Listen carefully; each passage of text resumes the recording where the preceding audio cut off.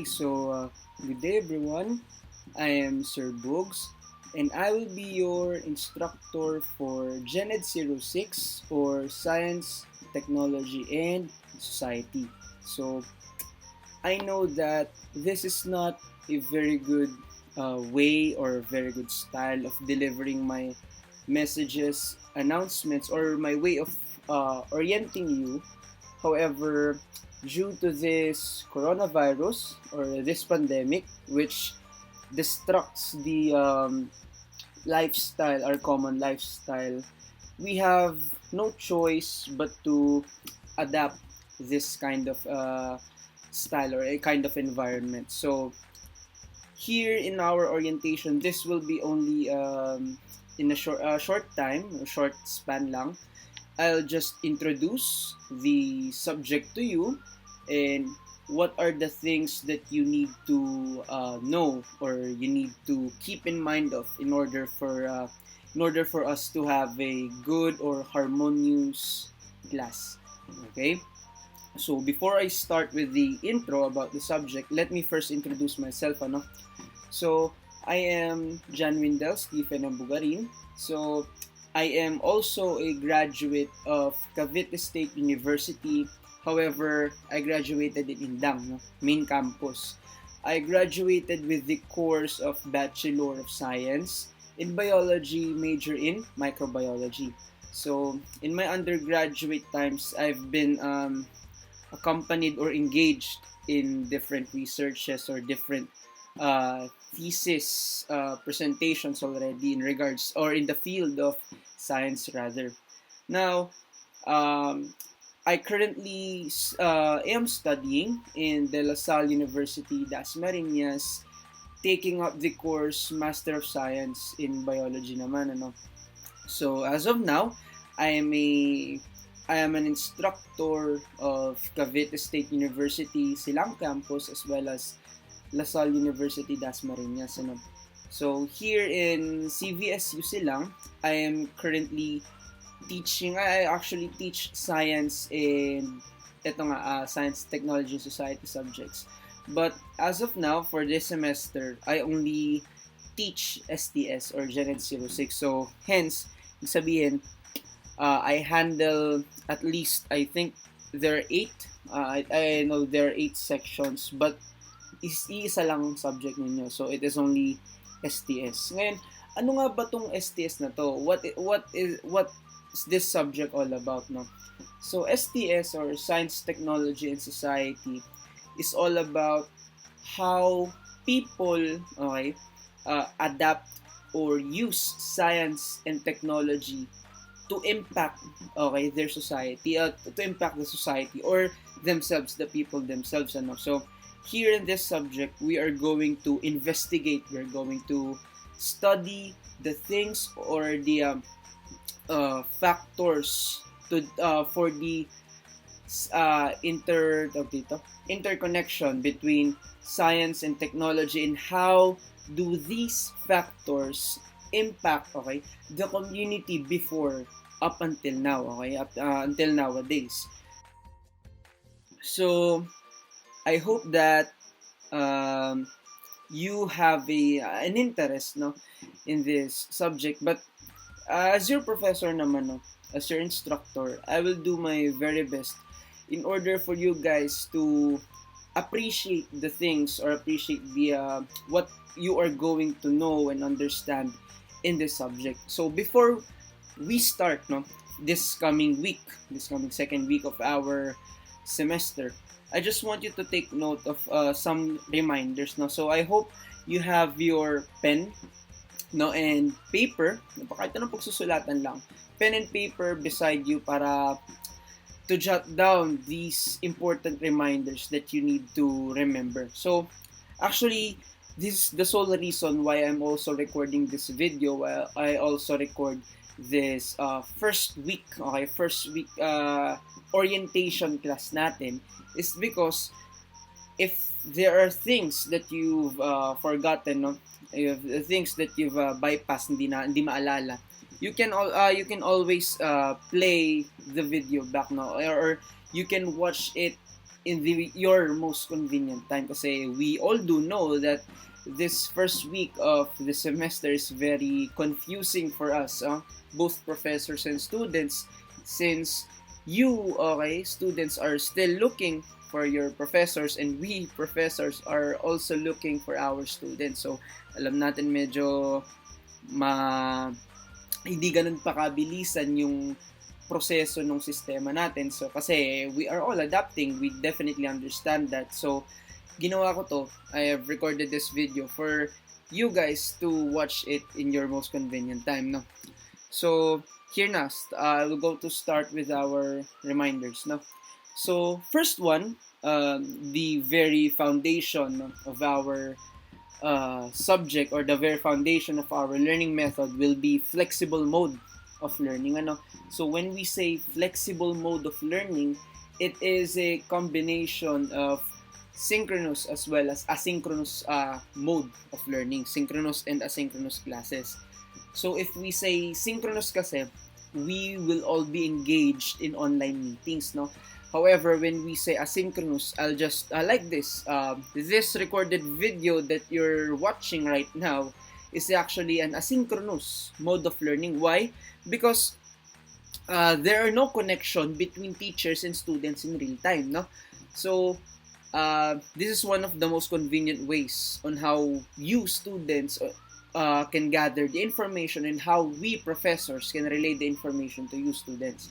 So the whole semester, starting next week until the end, no, will be in a flexible mode of learning. So I'll just message you guys, I'll just message you in your group chat if kaya ba this day mag-engage tayo in an online class, or if next meeting na lang ba, or if this week wala, kung mare-record na lang ba ako ng video, or buong linggo na yon, every meeting natin online class tayo. Okay, either sides, okay, all of those sides are fine with me, kasi ang priority natin dito is the comfort of the students, your comfort. So technically speaking, we the professors must always adjust, no, to the comfort of the students. So lagi ko kayong tatanungin if you kaya ba mag-meeting this week? Kaya bang recorded video na lang ba? Kung hindi kaya, ganun lang gagawin natin, no? So ngayon, the next part is, how about if we're going to engage, no, in synchronous learning, no, in online meetings? Now, in regards to the online meetings, we will use Google Classroom, no? Why? Because for me, I guess Google Classroom is the most convenient website in order for me actually to deliver the information, and in order for us to interact with one another, no? Kasi I've known the other applications, other websites, meron silang mga limitations. They have their own limitations, like Discord. I guess ang limit lang nila ay 25 or 30, ganun.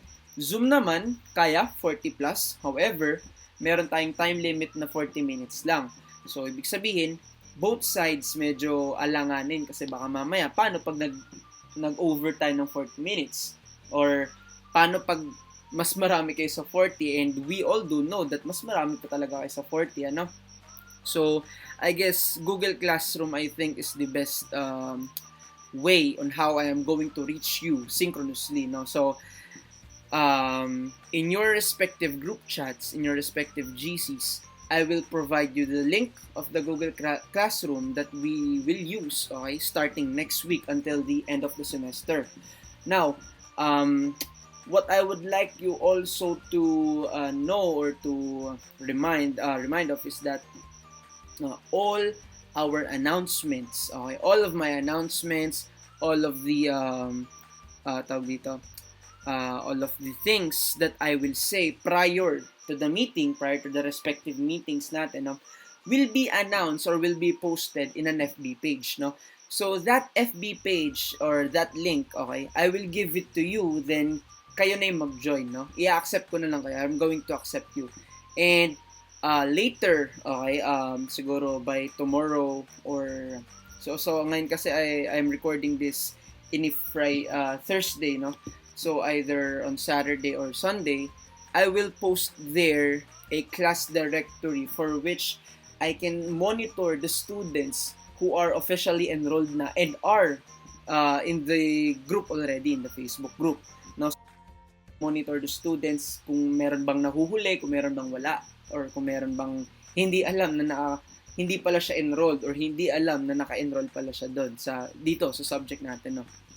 So next is yun nga, all of my announcements will be on the FB page. Now in regards with the assessments or yung mga quizzes natin, essays, no, activities, homeworks, and some recitations, no, it depends, no, kasi all of your objective, okay, ganito, please keep in mind of that all your objective type of assessment. So ano ibig sabihin ng objective type? So when we say objective type kasi, these are the assessments which comprise of multiple choice, no, identification or matching type, no. These objective type of assessments will be conducted or executed in the Google Classroom, no. In the Google Classroom, no. So tawag dito, kasi doon natin mamamonitor if talagang, I mean, I have a trust in you guys, but since I cannot monitor you that well, I think that Google Classroom will be very beneficial for us will be very, very beneficial for me, no, to conduct this type or these kind of assessments, these objective assessments na. Ngayon, sir, paano pag yung mga essays naman? So, these essays or these class outputs or group outputs or project as well, may mga projects na that requires typing, that requires some recording, kung magkakaroon man tayo ng mga recording activities, those types of assessments will be sent to my Messenger account, which will be provided, no? Which will be provided later. And actually, that Messenger account is CVSU JSB. No, that is my official Messenger account for CVSU silang. Ngayon, bakit, sir, why do we still need, no, to have that Messenger account since meron naman akong personal Messenger account, ano? So actually, I have made a separate Messenger account for you students or for our class in order for me to monitor all your outputs, in order for me to consolidate, no, all your outputs in a fast manner. Kasi syempre, if dun tayo sa personal Messenger, medyo matatabunan, no, with other private messages from my relatives or from my personal friends, mga ganyan. However, if you are going to send all your outputs or all your assessments in the official Messenger account of mine in the CVSU JSB, so it will be very beneficial for both of us na hindi matatabunan yung assessments mo. And as for me, your professor, I will be able to consolidate all your assessments ng mabilisan na ngayon. So, sir, how about the deadlines? How about the tawag dito? Pwede po bang wala ng deadline, ganito, ganyan? Ngayon, in regards with the deadline, me, personally, okay, I will be providing you the maximum leniency that I could give, no, sa inyong mga students. So, even, I would give deadlines naman. I give extra credits to those who can beat the deadlines. For example, I've given you an essay, no, a homework, no, that for example, ang homework nyo ay research about ganito and what is its impact in regards with the gene therapy, ganyan, no? Generally, I would give 7 days, okay? Or 1 week. For example, August 7 ko siya binigay, no? I'll give you until August 14, okay, as your deadline para i-submit mo yun. Ngayon, how about sir if hindi ko siya masubmit ng ganon ng August 14, before August 14 or on August 14? Okay lang. Personally for me, okay lang na hindi mo agad siya i-submit as long as, okay, as long as wag mong hahayaan, okay, don't let yourself to be in a very big problem later in the semester kasi natabunan ka na ng activities, no?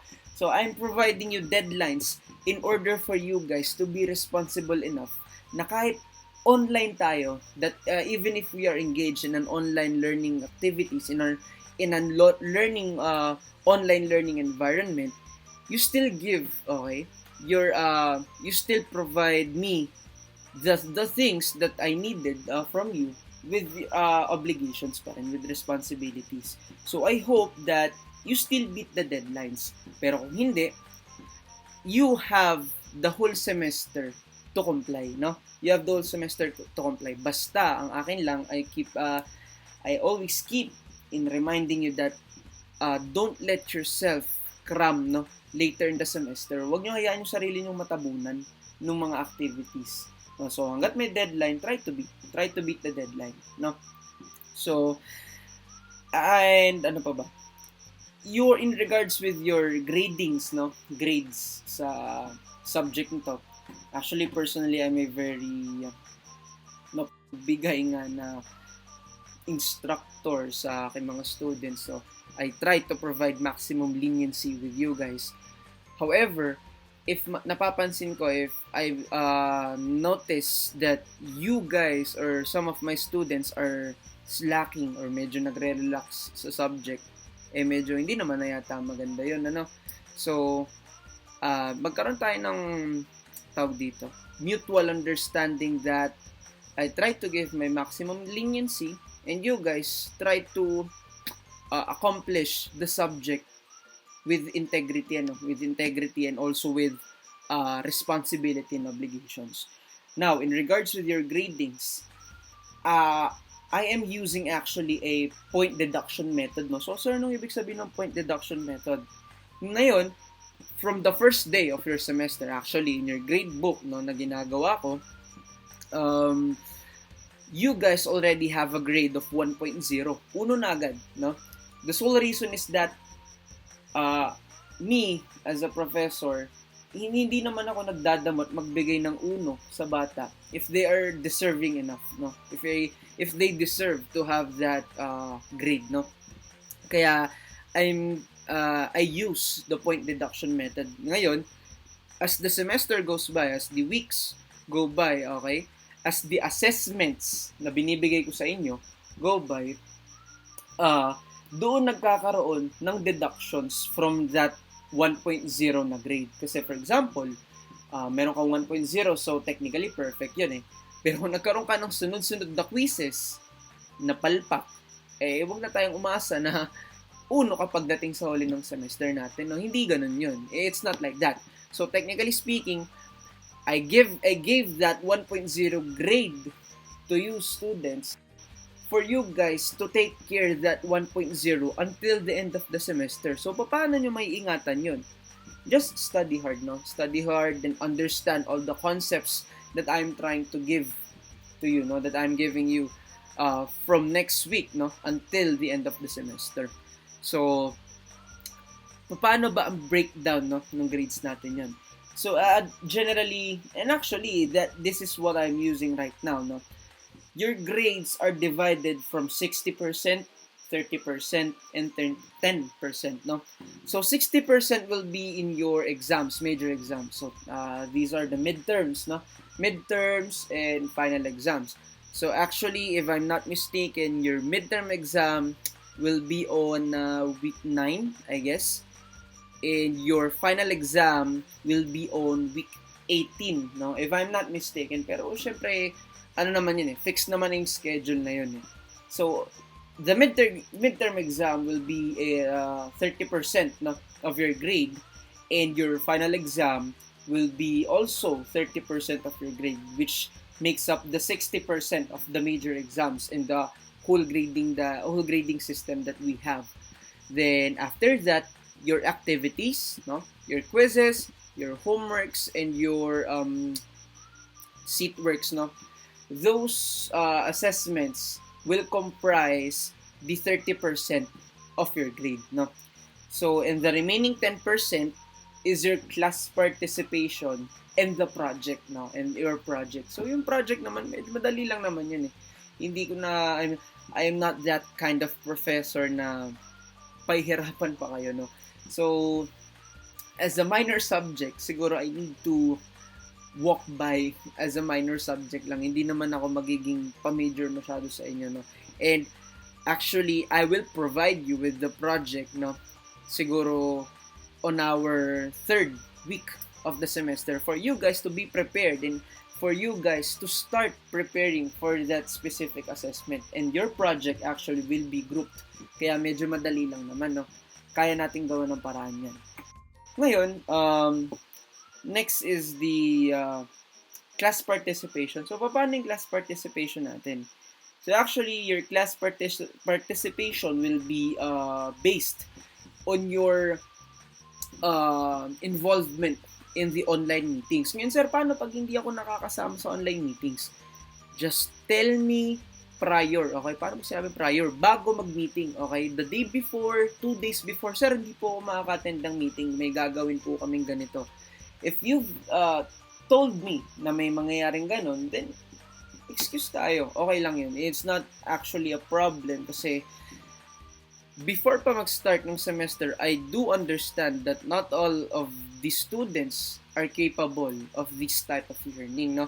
So, actually, me as a professor, I need to adjust. But for you as the students, you need to do your best in order to cope up with all the activities, with all the lessons, kahit hindi kayo nakakasama sa online meetings natin, no? So, if you want to know more, if you want to ask more questions about the course, just message me, no? Either in my official messenger account, which is the CVSUJSB, or my personal messenger account, which is Windel Bugarin, ano? So, in regards with the scheduling of that messaging me, ano? 8 a.m. to 5 p.m., no? 8 a.m. to 5 p.m., you can message me in the official messenger account, no? That will be the time that the messenger account of CVSUJSB will be activated, and I will I will accommodate, no, all the inquiries that you students want to know, that you students want to question, no. Ngayon, if in 5 p.m. onwards, no, you can message me in my personal account, but as much as possible, try to message me in the official messenger account kasi ayun nga, like what I've said earlier, baka matabunan or baka hindi natin mapansin sa hindi inaasahang pagkakataon. Baka hindi ko lang mapansin, ano, hindi ko kagad siya ma-entertain. Okay, paano, how about if that your inquiry is an emergency, hindi natin masasabi, no? So, try to message me in the official messenger account so that I will be able to see it faster than the personal account, no? So, I know that this is not the best way of how me as your professor and how you students can be connected, no? But we all do know that hindi natin lagi inaasahan yung mga ganitong problema. But we, as humans, no, we as rational beings, highest form of beings actually in this planet, we are able to adapt to certain kinds of environments like this one, no? In this online learning environment, we as rational beings are able to adapt, no, and able to still live, no, and make this as a lifestyle. Ngayon, in my parting words, I just want you to say that please take care and always do your best, no? Hindi lang sa subject ko, hindi lang sa ibang subjects, but do your best as soon as you wake up. Always do your best before you go to rest. Still do your best, no? Laging ganun lang, no? Kasi wala namang mawawala if you always do your maximum effort in everything, no? So this is Sir Bugs, and I hope that you've got through here in the video, no, for you to be able to understand all the reminders that I'm trying to tell to you, students, no. So I think this is it for the orientation, and I hope you have a very good day and take care. God bless.